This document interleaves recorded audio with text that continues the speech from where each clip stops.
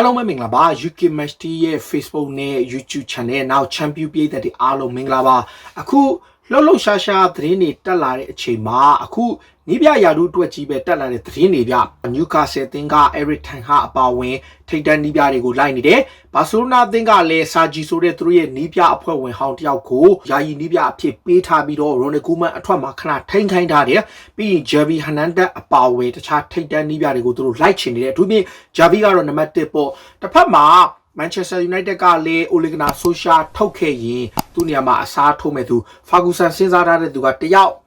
United ကစဉ်းစားနေတာကတယောက် United ကိုပြောင်းချင်သူကတယောက်သူတို့ဘက်ကအကွဲဖြစ်နေတယ်ဒီနေရာမှာ Newcastle ရော Manchester United ကို Barcelona ရောအဲ့အချိန်မှာထူးထူးခြားခြား Paris Saint-Germain အသင်းရဲ့သတင်းတွေလည်းထွက်လာတယ် PSG ကရှင်းတယ်ဗျပြီးခဲ့တဲ့နှစ်က Thomas Tuchel ကိုထုတ်ပြီးတော့ Mauricio Pochettino ကိုခန့်လိုက်တယ် PSG ကရမ်းပြတ်သားတယ်ဗျသူတို့အသင်းရဲ့ standard ခြေစွမ်းမျိုးမရှိရင်သူတို့ဘက်ကနီးပြတယောက်ကိုထုတ်ပယ်ဖို့မဝင်လေးတဲ့အသင်းမျိုး Mauricio Pochettino ရဲ့ pressure ယာရုတော်တော်လေးကြီးလာပြီဘာကြောင့်လဲဆိုတော့ CDD Zidane ကအဲ့ယာရုကိုလက်ခံမယ်ဆိုတဲ့သတင်းတွေကြောင့် Mauricio Pochettino သာထုတ်ခံရရင် Manchester United ကစဉ်းစားစရာဖြစ်လာတယ်အခုလောလောဆယ်မှာနံပါတ်1အနေနဲ့ဒါနီးပြရာထူးကိုအစောဆုံးထုတ်ထားတဲ့ Newcastle က Steve Bruce နေရာမှာအစားထိုးမဲ့သူကိုရှားနေတယ်ဟိုလူကိုခိုင်းရမလို့ဒီလူကိုခိုင်းရမလို့နဲ့ Steve Bruce နေရာမှာသူတို့ကြည့်တဲ့အခါမှာ Newcastle ဟာ Steve Bruce အတွက်သုံးခဲ့ရတာကပေါင်8တန်းသုံးလိုက်ရတယ်ဒါသူ့ကိုရော်ကြီးစာချုပ်ပေးပြီးတော့ဖြတ်ပြီးတော့သူ့ကိုနေရာထူးကထုတ်လိုက်တယ်အဲ့စာချုပ်ကအရင်ပိုင်ရှင်ဟောင်းဖြစ်တဲ့ Mike Ashley နဲ့သူတို့ချုပ်ထားတဲ့သဘောတူညီမှုအရာ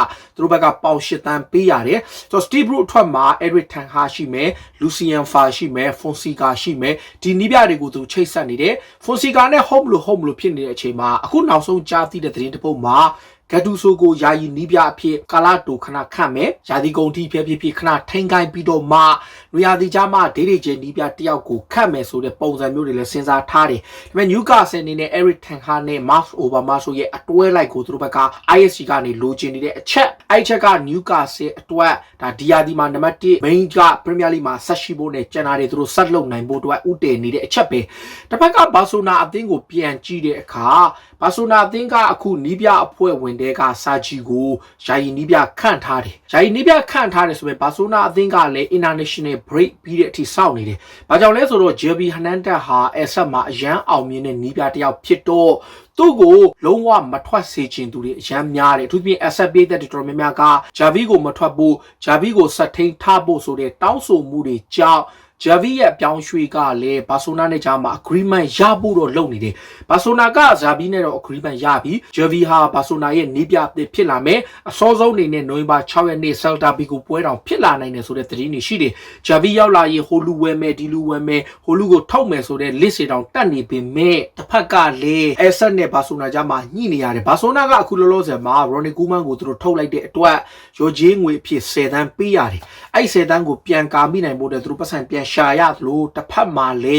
asset က Javi ကိုခေါ်ရင် asset ကိုလည်းသူတို့ဘက်ကရော်ချင်းငွေထပ်ပေးရမယ်ဒါဆိုရင်သူတို့ဘက်ကရော်ချင်းငွေတွေနဲ့တင်နီးပြတယောက်ကိုမခံသေးဘူး15တန်း20လောက်ကုန်သွားနိုင်တဲ့အခြေအနေမျိုးရှိတယ်ဒါပေမဲ့လည်းဘာဆိုနာကသူလှုပ်ဆောင်ရှိတဲ့အားတွေကိုဆက်လုပ်နေတယ်လာပေါ်တာနဲ့ဘာဆိုနာဘက်ကတော်တော်လေးတော့ try hard ဖြစ်တယ်ဒါပေမဲ့ဒီချိန်မှာပေးသက်တွေအားလုံးက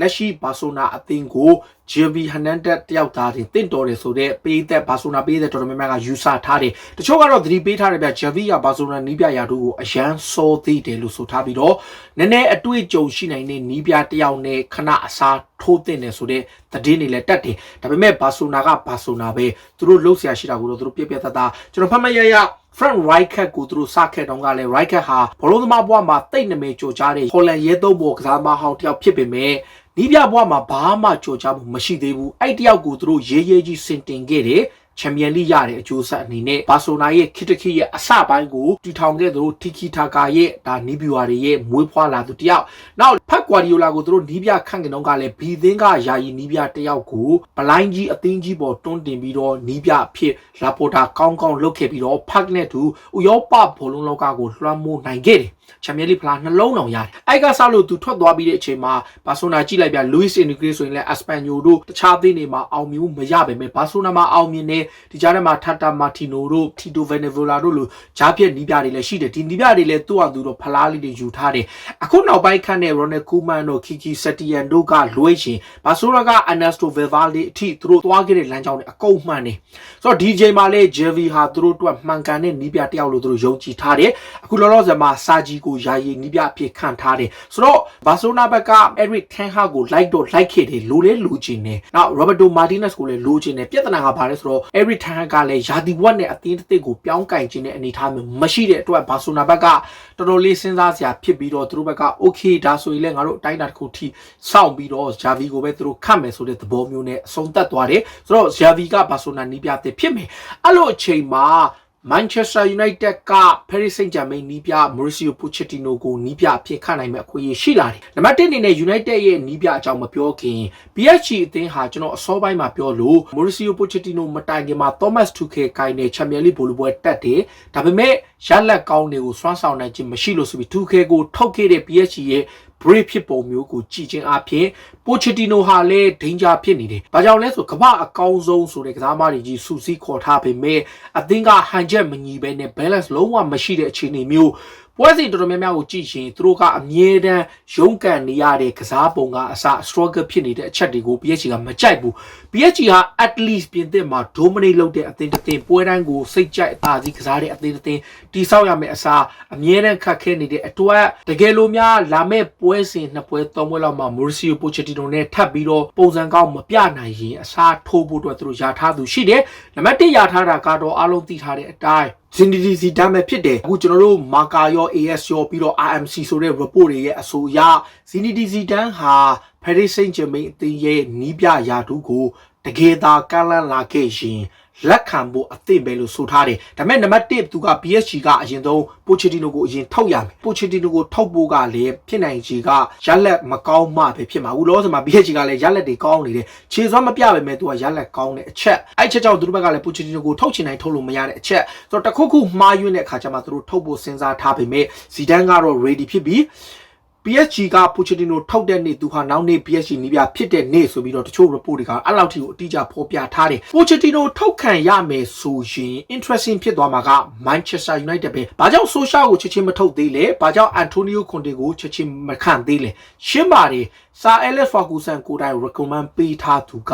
Ole Gunnar Solskjaer နေရာမှာအစားထိုးနိုင်သူအဖြစ်သတ်မှတ်ခံရသူဟာ Paris Saint-Germain ရဲ့နီးပြ Mauricio Pochettino ပဲ Pochettino ကိုသူတို့ဘက်ကစောင့်နေပုံရတယ်post ကိုဒါ Tottenham မှာရှိတော့ကတန်း90လောက်ပေးပြီးရောချီနဲ့ခေါ်မရမယ်ဆိုတဲ့အချက်ကြောင့် United ဟာလက်လျှော့ခဲ့တဲ့အခြေအနေကိုကြည်ချင်းအဖြစ်တကယ်လို့ PSG ဟာ Mauricio Pochettino ကိုယာဒူးကထုတ်ပြီး Zidane နဲ့ပြောင်းလဲလုပ်ခဲ့ရင် United ဟာတေးကြတဲ့ Solskjaer ကိုထုတ်ပြီးတော့ Pochettino နဲ့တွားမယ်ဒီနေရာမှာ Antonio Conte ရောမဖြစ်နိုင်ဘူးလားဆိုတဲ့မေးခွန်းတွေကိုအရင်ပြန်ဖြေရမယ်အဲ့ဒါက Antonio Conte က Manchester United ရဲ့နီးပြလှုပ်ချင်တဲ့တကယ်လဲစိတ်အားထက်သန်တယ်ဒါပေမဲ့52နှစ်ယူရှိတဲ့ Conte ရဲ့ကစားပုံဟာ 352 formationမှာ United ကိုသူတောင်းဆိုထားတာတခုရှိတယ်အဲ့ဒါကဘာလဲဆိုတော့